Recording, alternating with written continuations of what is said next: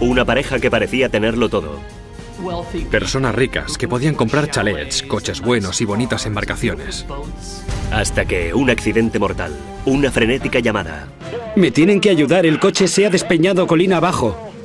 Un matrimonio en apariencia perfecto, destrozado por la tragedia. Yo quería que parase y no paró. Pero los investigadores sospechan. Empecé a oír campanas y silbidos, dando la señal de alarma. Y se descubre el lado oscuro y siniestro. Él quería mucho más dinero del que le iba a tocar. Eso era lo que le daba miedo de él. Era un obseso del control. Un bonito matrimonio que cayó cuesta abajo muy deprisa. Esta noche en Poder, Privilegio y Justicia.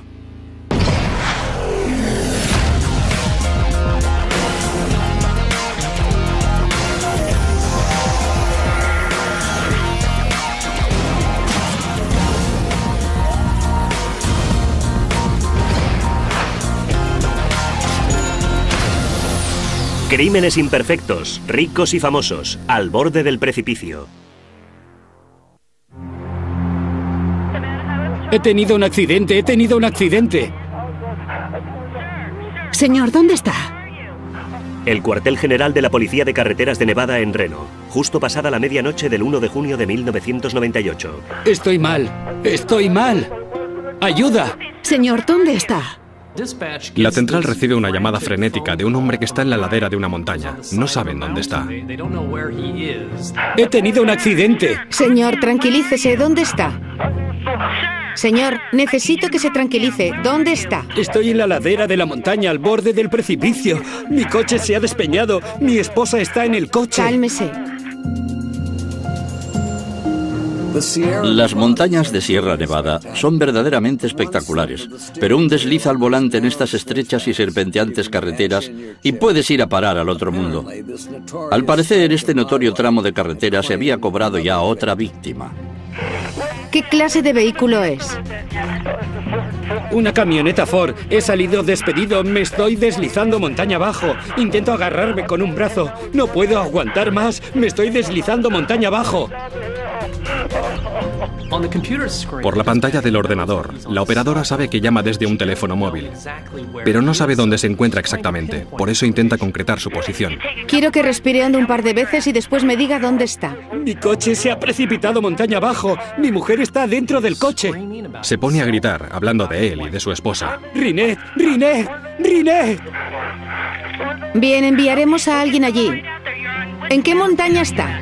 Estoy arriba, en la estación de esquí. Solo podía tratarse de un sitio, y era la estación de esquí Mount Rose. Está a unos 40 kilómetros al sudoeste de Reno.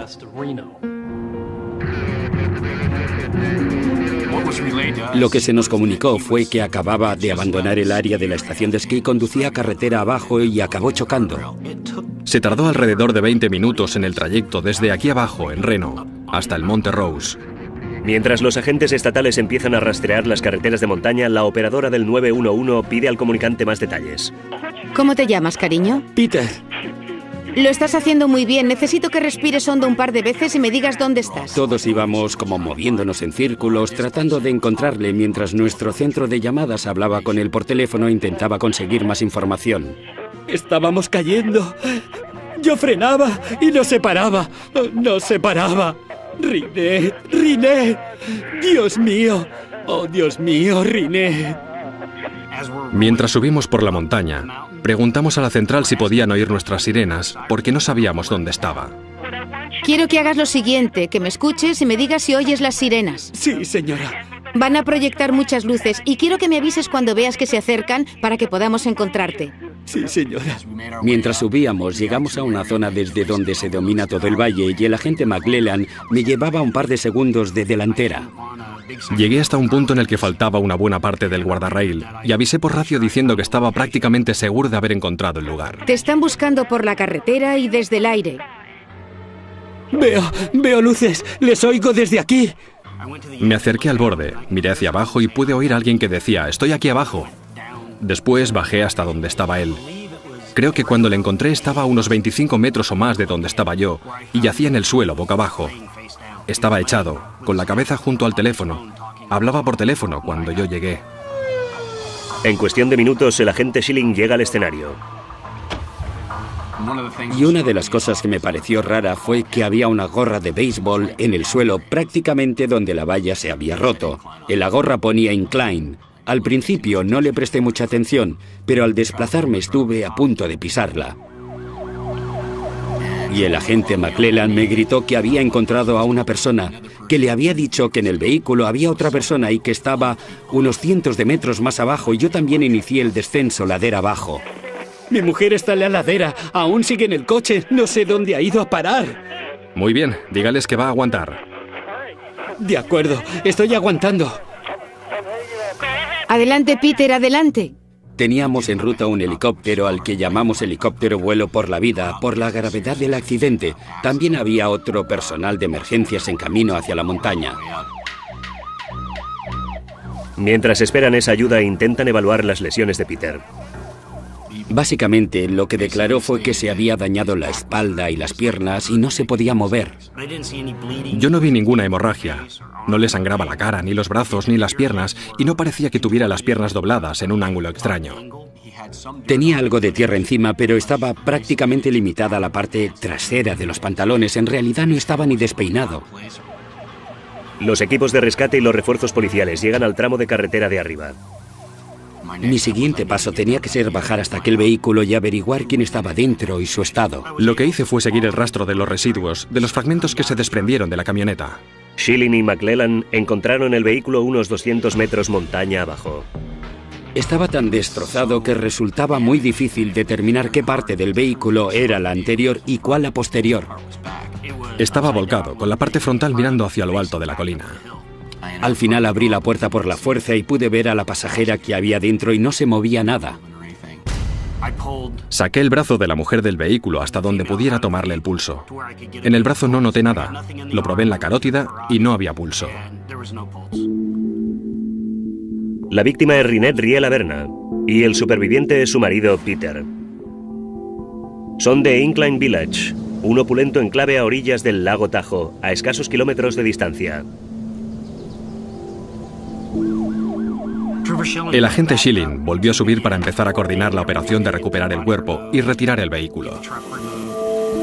Peter Berna es llevado por aire al hospital más cercano. Mientras el cuerpo de su esposa es sacado de entre los restos del vehículo, comienza la investigación de las causas del trágico accidente. Menuda forma de morir, atada a un cinturón dentro de una furgoneta y precipitándose más de 200 metros en medio de una oscuridad total, de auténtica pesadilla. Pero cuando el sol salió al día siguiente, arrojó nueva luz sobre ese terrible accidente y créanme, no todo había sido lo que parecía. Ese accidente sucedió en un pequeño saliente de la ladera de una montaña, de 2.500 metros. Era como estar en el borde del mundo.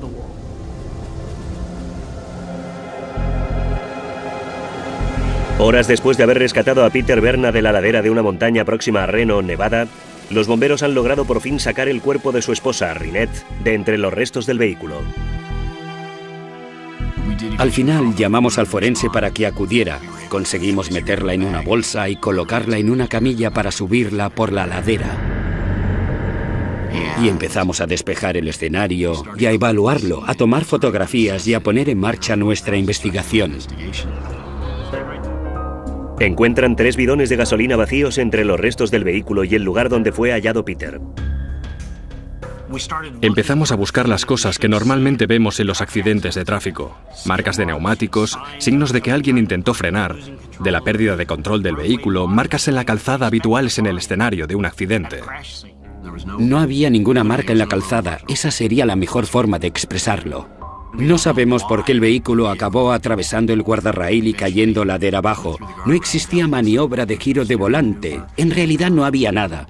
Así que en aquel momento, a falta de poder hablar con el caballero que había sido evacuado al hospital, se planteaban muchas preguntas que había que contestar. No tenía sentido. Teníamos un boquete en el pesado guardarraíl y parecía que lo había atravesado de frente, sin que hubiera nada que indicase ningún tipo de accidente o fuerza que hubiera empujado al coche en esa dirección. Mientras continúan peinando la zona en busca de pistas, llega un visitante inesperado. Llevábamos un par de horas trabajando y un vehículo se detuvo en el escenario. Y el pasajero era Peter, que escasas horas antes estaba incapacitado, incluso hasta paralizado, sin poder mover las piernas cuando estaba en la ladera. Resultó sorprendente. Volví a estar en el escenario. Después de haberme dicho que creía que tenía las piernas rotas o la espalda rota, resultaba que estaba bien. Milagrosamente, Peter sobrevivió al accidente apenas con un rasguño. Tiene una pequeña fractura menor en uno de sus tobillos. Y yo empecé a oír campanas y silbidos dando la voz de alarma. Presionan a Berna para que facilite más detalles sobre la noche anterior. Yo quería hablar con él sobre el motivo de que estuviera allí arriba y las circunstancias que rodearon el que el vehículo atravesara el guardarraíl. Él declara que los frenos no funcionaban. En ese momento, Schilling plantea la pregunta que todo el mundo tenía en mente. Le pregunté por qué no había dado un volantazo para apartarse del precipicio y él se limita a sacudir la cabeza y me dice, esa es una buena pregunta. Le pregunté cómo logró quedarse en lo alto de la colina y él declaró que cuando la camioneta chocó contra el guardarraíl, él salió despedido por la ventanilla. Mientras los investigadores buscan nuevas pistas, Peter los anda rondando, observando todos sus movimientos. Me preguntó si había encontrado su bolso y yo le dije, ¿una especie de riñonera? Y él dijo, sí, ¿encontraron mi bolso en el coche? Y yo me quedé un momento pensando y le dije, ¿sabe? Creo que todavía no lo hemos encontrado. Y una de las razones por las que me sentía un poco extrañado era que no preguntó nada acerca de su esposa ni nada acerca del estado en que se hallaba su esposa cuando la encontramos. Ella estaba a menos de 3 metros del coche, en la cuneta. En la bolsa para cadáveres, yacía a la espera de ser llevada a la oficina del forense. Ninguna emoción, nada. No parecía ser más que un observador casual. Aquello no me hizo sentir bien. No diría necesariamente que saqué conclusiones, pero definitivamente diría que el vello de la nuca se me estaba empezando a erizar y que aquello requería continuar investigando. O la altitud estaba afectando a Peter Berna, o algo de aquella imagen estaba muy distorsionado. La búsqueda de la verdad por parte de los investigadores estaba a punto de llevarles por un camino tan tortuoso y peligroso como la misma carretera del Monte Rose. En los días posteriores al accidente que arrebató la vida a Rinette Berna, los investigadores tuvieron varias entrevistas con su marido Peter, tratando de reconstruir el accidente. No sé cómo salí de la camioneta. ¿Recuerda cómo? No sé si abrí la puerta. Cuanto más interroga a Peter, menos segura está la policía de su historia. Allí arriba ocurrieron cosas que se me tienen que contar y que todavía no se me han contado y solo me las puede contar usted. Lo entiendo. Porque usted es el único que queda vivo para contarlo. Lo entiendo totalmente. Una muerte sospechosa con un solo testigo. Para llegar al fondo de ese supuesto accidente, los policías tendrían que estudiar más detenidamente la vida de los Berna a orillas del lago Tahoe. Incline Village, donde vivía Peter Berna, era una comunidad de montaña de clase media alta y clase alta. Personas ricas que podían comprar chalets, coches buenos y bonitas embarcaciones. Peter Berna era tasador de arte de Butterfield y Butterfield. Y conocía su trabajo, se le daba bien lo que hacía. Peter era el hijo adoptivo de Pat y Louise Berna, un renombrado y muy exitoso fiscal de distrito. El joven Peter no había nacido con cuchara de plata, pero cuando agarró una, ya no pudo soltarla. Peter era de los que se preciaba de tener los mejores vinos, las mejores obras de arte y las mejores antigüedades. Todo tenía su valor, ¿sabe? Muchas antigüedades. Tenía una buena colección y tenía una bodega muy bonita. Quería tener un vino que costaba $100 la botella, y no porque él lo bebiera o lo apreciara, solo quería poder decir a la gente que lo tenía. En el momento del accidente, Rinette y Peter llevaban 10 años casados. Rinette era farmacéutica diplomada. Fue durante un año la presidenta de la Sociedad Farmacéutica de Nevada y disfrutaba con su trabajo. Era muy buena farmacéutica. Era la hermana que todo el mundo desea. Quiero decir que era cariñosa y siempre se acordaba de tu cumpleaños, de tu aniversario de boda y de todas las fechas importantes. ¿Es un árbol? Es un árbol.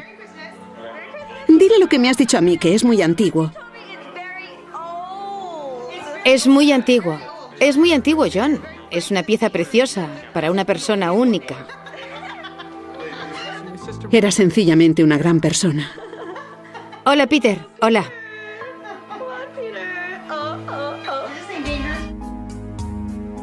En el momento álgido de sus ingresos, los dos ganaban más de $200.000, y tengan presente que hablamos de finales de los años 90.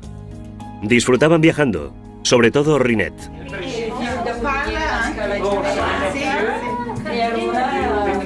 Chao. Para ella, el lugar más emocionante era un aeropuerto, porque o venía de alguna parte o partía hacia alguna parte. Le encantaba viajar, siempre le gustó mucho viajar. Lo más interesante fue que Rinette hizo de ello una profesión. Decidió que quería empezar a trabajar como guía turística.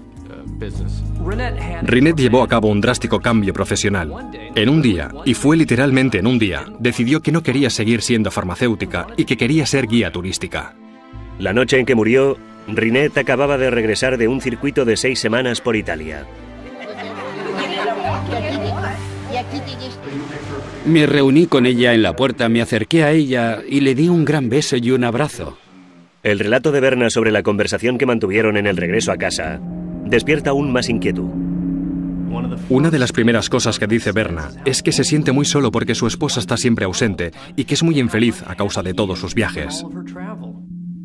Tú te lo pasas en grande y puede que forme parte de tu trabajo, pero yo estoy en casa y estoy solo y no me gusta. No tenemos hijos, ¿sabe? De lo único que quiere hablar es de los problemas en su matrimonio y de lo irritado y molesto que se sentía con esa mujer. Quiero una esposa que esté en casa conmigo. Eso es importante para mí. Tenía una lista de cosas de las que quería hablar con su mujer. La noche del accidente, se encontró en su bolsillo un papel que él había titulado Acuerdo para mejorar nuestro matrimonio. Se trataba básicamente de una lista de objetivos, un contrato, por así decirlo. Y en él enumera todas las cosas que él quiere conseguir: pagar mejor sus facturas, querer a otras personas y hacer el amor más a menudo. Berna entonces sugiere que den un romántico rodeo. Le dije, subamos a nuestro sitio favorito, que es allí arriba. Berna relata a Belron que subieron por esa serpenteante carretera hasta llegar a lo alto de la montaña y allí aparcaron en un camino sin salida de la estación de esquí. Berna dice a Belron que Slime Mountain es el lugar perfecto para discutir su lista de deseos conyugales con Rinette. La idea que tenía en la mente era que era un sitio tranquilo, romántico, bonito. A ella le gustaba subir allí a contemplar las luces. Berna dice que fue allí donde presentó su alegato. Le dije, detesto estar en casa solo. Quiero que tú estés en casa conmigo. Eso es lo que quiero para mi vida. Y empezamos a hablar de eso. Ella lo entendió totalmente. El resultado final fue que me dijo directamente, si quieres que me quede en casa, me quedaré en casa y no viajaré. Entonces Peter plantea otra sugerencia. Bajemos hasta el sitio desde el que se ve Reno. Y Berna entonces arranca la camioneta y empieza a bajar por la carretera acercándose al guardarraíl para poder ver las luces. Bajamos en esa dirección y yo empecé a acelerar un poco en la bajada, bajando de la montaña un poco, y después quise frenar y empecé a frenar y no frenaba, no podía parar. Cuando me di cuenta, había chocado con el guardarraíl.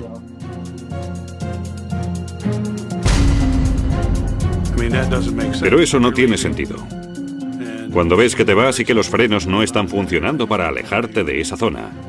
No sé por qué no dio un cuarto de vuelta al volante. Un simple cuarto de vuelta te apartaría del borde. En cambio, parecía que la camioneta hubiera atravesado de frente el guardarraíl. Y ese no es el único problema que tiene la historia de Berna. Cuando Berna cuenta a los inspectores que ese es uno de los lugares predilectos de él y de su esposa para contemplar las luces, después casi inmediatamente se contradice. He estado allí con ella otras veces, no había estado nunca con ella. Voy allí continuamente, no voy nunca allí. Berna dice que mientras bajaba rodando por la colina, intentaba divisar su camioneta o un fuego. ¿Qué fuego? ¿Por qué buscaba un fuego? Esa fue una de las primeras cosas que dijo que me pusieron sobre aviso, por así decirlo.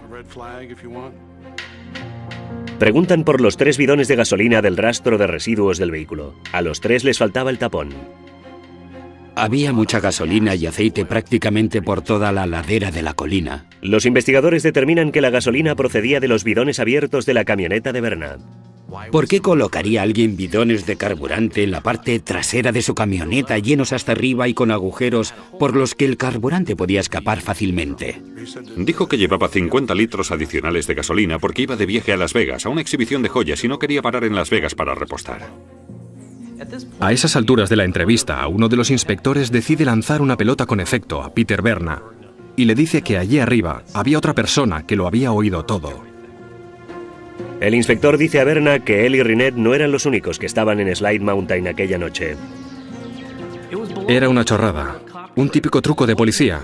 Allí no había ningún forestal, no había nadie allí. Solo quisieron ver cómo reaccionaba Berna. La estrategia surge efecto. Puso una cara como si le hubieran encajado un gancho de izquierda porque no tenía idea de si allí había alguien o no había nadie. Así que creo que le lanzamos una buena pelota con efecto. Berna cambia entonces de tema bruscamente. Soy una persona muy respetada en la ciudad y amaba mucho a mi esposa y estoy mortalmente enfermo porque voy a estar solo. Solo. Mi mayor miedo es... no quiero estar solo en casa. ¿Sabe? Se diría que estaba llorando, pero tenía una falta total de emociones. No sé, se ponía a llorar, hacía todos los ruidos y todo lo demás, pero no derramaba una sola lágrima. Nunca lo hizo. Eso ya de por sí era muy extraño. O al afligido esposo de tanto llorar y ya no le quedaban lágrimas, o escondía un oscuro secreto. Las sospechas crecían, pero si alguien sabía escabullirse de las dificultades, ese era Peter Berna.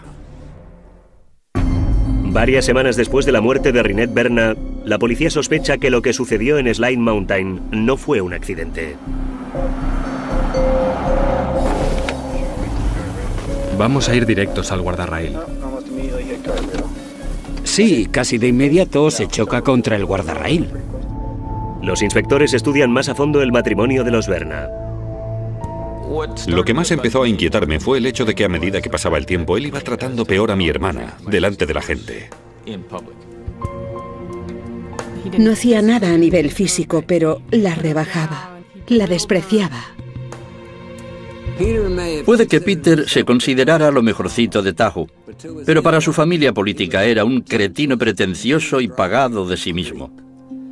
Unas navidades abandonó como una furia la mesa de la cena maldiciendo porque Rynette había puesto el queso equivocado en la pasta. Claramente, ese no era un matrimonio idílico. Tenía la impresión de que ella no era feliz viviendo allí con su marido. Y además oía que la frecuencia de las discusiones entre Rynette y Peter iba en aumento. Una vez vio a Rynette saliendo de la casa y a Peter con un lanzanieves arrojando nieve encima de su esposa. Peter iba con el lanzanieves detrás de ella y le disparaba torrentes de nieve en la cara y en el cuerpo. La estaba atacando con el lanzanieves. Rynette siempre estaba inventando excusas para él. Mi hermana no estaba dispuesta, a falta de un modo mejor de definirlo, a admitir la derrota en su matrimonio. La solución de Rynette fue dejar su empleo como farmacéutica y convertirse en guía turística a jornada completa. Buscó una forma de estar ausente una parte del año. Creo que viajar le proporcionaba un alivio temporal de los problemas que tenían.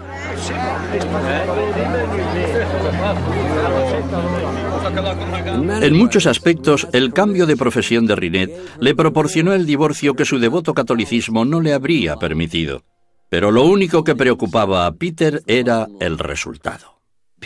Peter no reaccionó bien ante el cambio de carrera profesional de Rynette. Primero, no le gustó la reducción de los ingresos. Le gustaba el dinero. Le gustaba su estilo de vida, quería un tren de vida mejor. Pero el problema era que Rynette estaba ganando mucho menos dinero. Quería una casa en el lago con vistas. Las casas donde él realmente quería vivir estaban abajo, en la orilla, frente al lago. Donde él vivía era un poco más arriba, en la colina. Eran casas también muy bonitas, pero no eran las casas de la élite. El afortunado Peter. El accidente le valió los $250.000 del seguro de vida. Su casa de ensueño por fin estaba al alcance. Había también un plus de $200.000 por muerte accidental. Por lo tanto, la muerte de Rynette, solo en términos de póliza, era equivalente a casi $500.000. Berna recibió su pago a los pocos meses de la muerte de Rynette y no perdió tiempo a la hora de gastarlo. Un coche nuevo. Creo que un coche nuevo para su secretaria.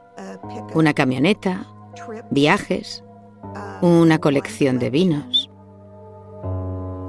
Una de las adquisiciones más extrañas de Peter fue una nueva Ford F-150 para sustituir a la que había precipitado a Rinette barranco abajo.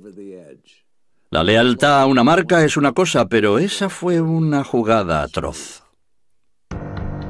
Eso fue algo que me dejó de piedra. Si acabara de perder a mi cónyuge en un coche, desde luego, no me daría la vuelta y me compraría el mismo modelo. Y él lo hizo. Y el pago de la póliza no fue el único modo que tuvo Berna de sacar partido del fallecimiento de su esposa. Además de la póliza de vida, a Rinette le habría tocado heredar tierras familiares de sus hermanos. La parte que correspondía a Rinette de la propiedad de la familia en el centro de California estaba valorada en unos $250.000. Y se veía con más dinero del que ya tenía. Peter no hizo más que presionar y presionar. Quería ese dinero. Me informó de que había perdido los ingresos de mi hermana para los próximos 10 años y necesitaba obtener de nosotros todo el dinero posible. Esa es la sensación de desdicha más grande del mundo. Y además, las alternativas eran o pagarle a ese hombre o aceptarle como socio. Y decidimos pagarle. Fue una de las cosas más difíciles que he hecho. Los hermanos Riela acabaron extendiendo a Peter Berna un cheque por $275.000. La familia de Rinette consideraba que los $275.000 que dieron a Peter Berna eran dinero de sangre. Piensas que ese hombre ha matado a tu hermana y encima tienes que hacer negocios con él. Jamás lo olvidaré hasta el día que me muera. Fue el momento en que lo supe con certeza. Hola, Peter. Hola, Peter. Oh, oh. En aquel momento supe que había matado a mi hermana. A finales de 1998, casi 5 meses después de la sospechosa muerte de Rinette Berna, su marido Peter es el principal sospechoso. El que antes fuera bon vivant es ahora el paria de Incline Village. La gente empezaba a ver a Peter como alguien capaz de matar a su propia esposa y tratar de encubrirlo. Jamás hablaba de Rinette con remordimiento o, sabe, como si llorara la pérdida de alguien a quien había querido de verdad. Teníamos a un hombre que no solo estaba implicado en aquel desagradable accidente que iba dándole publicidad negativa en la población, sino que además no estaba afligido, no lloraba su pérdida. Mucha gente en el pueblo le llamaba el OJ de Incline. Con sus playas privadas y sus impecables campos de golf, Incline Village se enorgullece de su excelente reputación. Una reputación que el sospechoso de asesinato de pobladas cejas había empezado a manchar. Berna notaba las miradas allí donde iba. Sabía que había llegado la hora de partir. Se fue a Seattle. Allí había ido a la universidad y se llevó su pequeño negocio de tasador consigo a Seattle. Berna comienza una nueva vida con una nueva novia. Entretanto, la investigación de la muerte de Rinette se halla en un callejón sin salida. Me sentí muy frustrada al ver que los representantes de la ley no actuaban antes para detenerle. Parte del problema era que no tenían un caso tan sólido, no tenían testigos, no tenían ninguna prueba forense contundente y, por supuesto, no tenían una confesión. No voy a admitir nada, no he hecho nada malo, no he hecho nada malo. Pero los investigadores no se han rendido. Estamos empezando a recopilar información sobre él para decir, este es el Peter Berna que la gente conoce y este es el Peter Berna que la gente no conoce. Reexaminan sus entrevistas y aún surgen más contradicciones. Conduzco continuamente, soy buen conductor, no sé por qué no se paraba. Yo quería que parase y no paró. No paró, no paró. En esas entrevistas, Peter es el peor enemigo de sí mismo. Sobre todo cuando empieza a defender su matrimonio. Lo dijo más de una vez y de varias maneras. No la engaño, no voy a bares, no la engaño, no voy a bares. No salgo para tratar de conocer a otras mujeres. Soy un hombre de familia, no la engaño, pero desde luego lo intenta. Los investigadores descubren que a Peter ya se le iban los ojos antes de la muerte de su esposa. A mí me daba repelús. Venía y se quedaba plantado al final de su camino de acceso y nos observaba a mis amigas y a mí cuando estábamos en el jacuzzi. Y era incómodo para nosotras. Esas no fueron las únicas ocasiones en las que Cindy notó que Peter estaba al acecho. Vino a mi casa y me dijo: tu marido pasa mucho tiempo fuera. No sabía si quería matarme o... La verdad, el tono era como de flirteo, pero también sonaba amenazante. Los inspectores tienen noticia del comportamiento de Peter en una fiesta la noche antes de morir Rinette. Dijo que su mujer estaba en Europa. Dijo que volvía al día siguiente y que había estado fuera 6 semanas. Berna intentó ligar con una de las amigas de Judy. Ella se sentía incómoda. Me dijo: oye, aparta a ese tío de mí porque no me quita las manos de encima, no quiere dejarme en paz. Berna persistía. Se ofreció a llevarla a casa o a que ella se quedara en su casa. Ella le dijo que no. Después del accidente, los investigadores descubrieron que Peter ya intentaba reavivar su vida amorosa, que incluso ya había empezado antes, echándole los tejos a una banquera rubia que había conocido por su trabajo. Empezó a llevar mujeres a su casa muy poco después. Desde luego, a los pocos meses de la muerte de Rinette. A una mujer la invitó a su jacuzzi. Me rodeó con el brazo y yo intenté apartarme. Y él me acercó aún más a él y alargó el brazo hasta mi pecho izquierdo. Y en ese momento me entró el pánico y le dije: he de volver a casa. Yo estaba aterrada. Cuando me agarró pensé que aquello no se iba a acabar. Y tenía una expresión perversa en la cara que me dio un miedo mortal. Di gracias al buen Dios por haber logrado salir de allí. Eso hizo que la policía sospechara mucho más, porque no actuaba como un hombre que lloraba la pérdida de su esposa. Se estaba comportando como un ligón escasas semanas después. Pero lascivia y mal gusto no necesariamente equivalen a asesinato. Desesperados por obtener más pruebas, los investigadores reexaminan las pruebas del escenario del crimen. No paramos y yo piso los frenos. Desguazaron la camioneta, la desmontaron entera y no encontraron nada. El mecánico que examina la camioneta no encuentra nada anormal en los frenos. Revisando los archivos del caso, encuentran una pista que se había pasado por alto. La gorra de Berna, que había ido a parar al asfalto justo frente al punto en el que la camioneta había atravesado el guardarraíl. No recuerdo si abrí la puerta o si salí por la ventanilla. No tengo ni idea. Pero esa declaración suscita una pregunta obvia entre los investigadores. ¿Cómo es que la gorra fue a parar a lo alto de la colina, mientras que todo lo demás fue a parar al pie de la colina? Según las leyes de Newton, un objeto en movimiento continúa en movimiento salvo que se ejerza sobre él alguna fuerza. Si vas a 30 km por hora, chocas contra el guardarraíl y la gorra te sale despedida, esa gorra también va a 30 km por hora. Esa gorra no pudo quedarse parada mientras el coche, Peter, su esposa y todo lo demás caían montaña abajo. Para los fiscales, eso significaba que Peter abandonó la camioneta antes de que ésta se despeñara. Y después nos dedicamos a la ropa que llevaba a él aquella noche. Al fijarse en las zapatillas de tenis se veía que tenían cortes a los lados y en esos cortes había un residuo negro. Yo dije: eso es asfalto, ¡asfalto! Las zapatillas son enviadas a un laboratorio para que se analice el residuo. Resultó ser asfalto, muy parecido al asfalto de la carretera que descendía de aquella colina. Esa fue una parte tremendamente importante porque era imposible que se mancharan las zapatillas con ese asfalto si había sido proyectado montaña abajo. La policía dedujo que había saltado de la camioneta, se había rozado con el asfalto, se había hecho daño en el pie y la camioneta había caído colina abajo sin él. Las zapatillas resultaron ser la pieza que faltaba. Los fiscales consideraron que tenían pruebas suficientes para imputar a Peter Berna. Había como 2 pilares. La declaración de Peter, llena de arrogancia, afirmaciones paternalistas, explicaciones inverosímiles y todas las pruebas circunstanciales. Las 2 cosas dieron origen a un caso sólido. En el año 2000, más de 2 años después del fatal accidente, Los fiscales acusan a Peter Berna del asesinato de su esposa, Rinette. Le dije, hola, ¿se acuerda de mí? Y él me dijo, sí, me acuerdo, sé a qué ha venido. Y lo pusimos bajo arresto.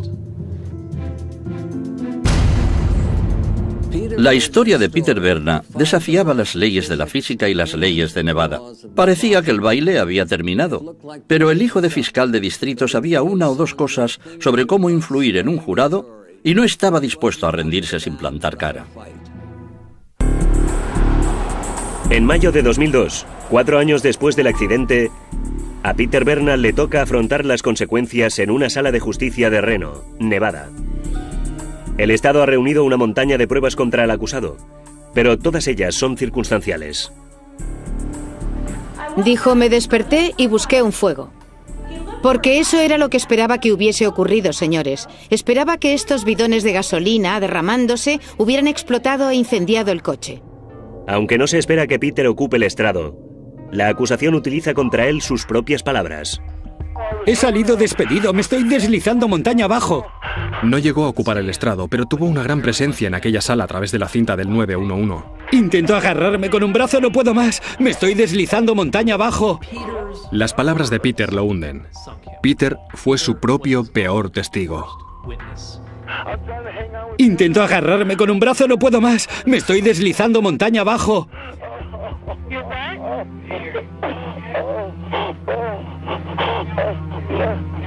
Allí arriba no hay ninguna luz. La oscuridad es total. Te deslizas barranco abajo, no puedes ver hacia dónde vas. ¿Cómo vas a sacar un teléfono de tu bolsillo mientras caes para tratar de salvar tu vida?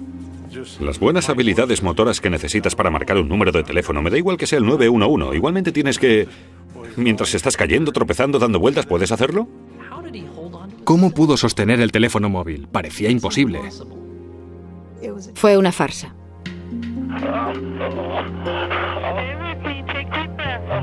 La acusación sostiene que la llamada de Berna al 911 fue una actuación bien escenificada. Señor, tranquilícese. ¿Dónde está? Señor, necesito que se tranquilice. ¿Dónde está? Estoy en la otra parte de la montaña, en el barranco. Lo alargó todo el tiempo que pudo para asegurarse de que ella moría. Señor, tenemos que enviar a alguien para ayudarle. Tiene que decirnos dónde está.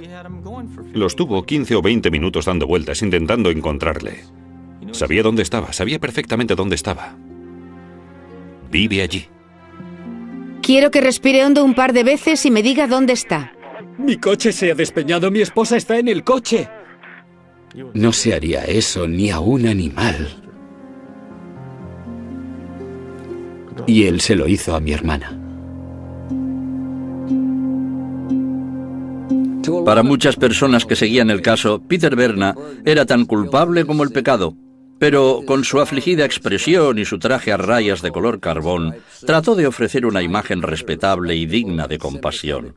Lo único que le hacía falta era que un miembro del jurado se tragara el numerito. Creo que el mayor problema de la defensa fue que planteó una defensa lo más minuciosa posible. Trataron de explicar en detalle el accidente de coche. La defensa gasta miles de dólares en modelos por ordenador en 3 dimensiones, pero para muchos de los que ocupan la tribuna no es más que mucho ruido y pocas nueces. No tenía ningún sentido.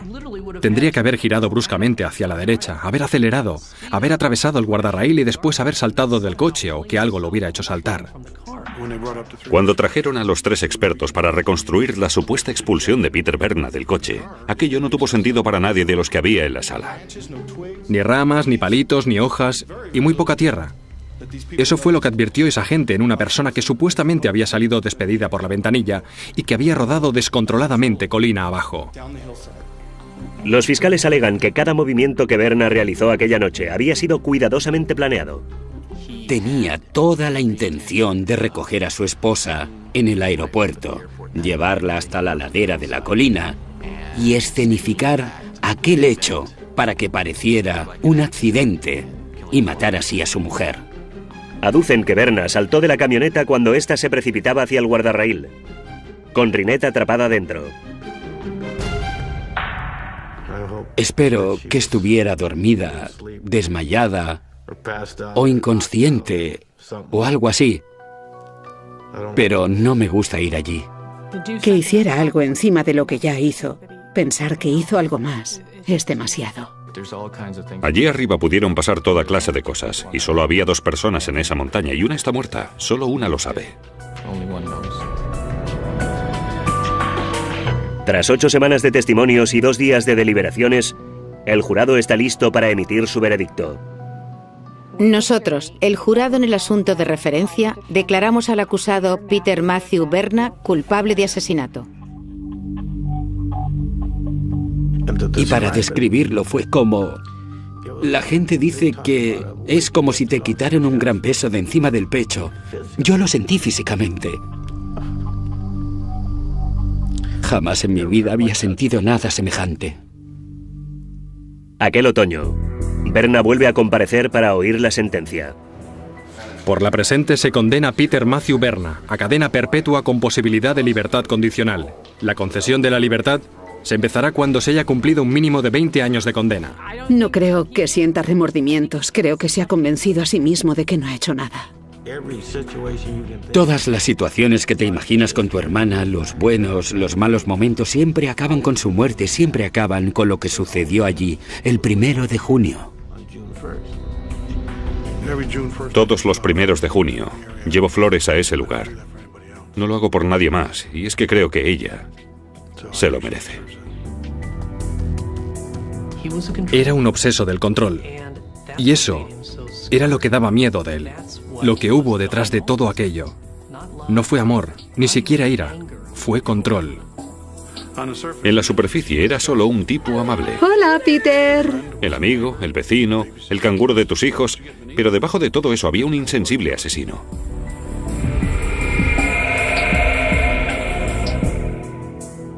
Al sufrir de un complejo de superioridad vitalicio, Peter Berna creyó que podía escenificar el crimen perfecto, pero ese plan de asesinato resultó ser una producción de aficionado.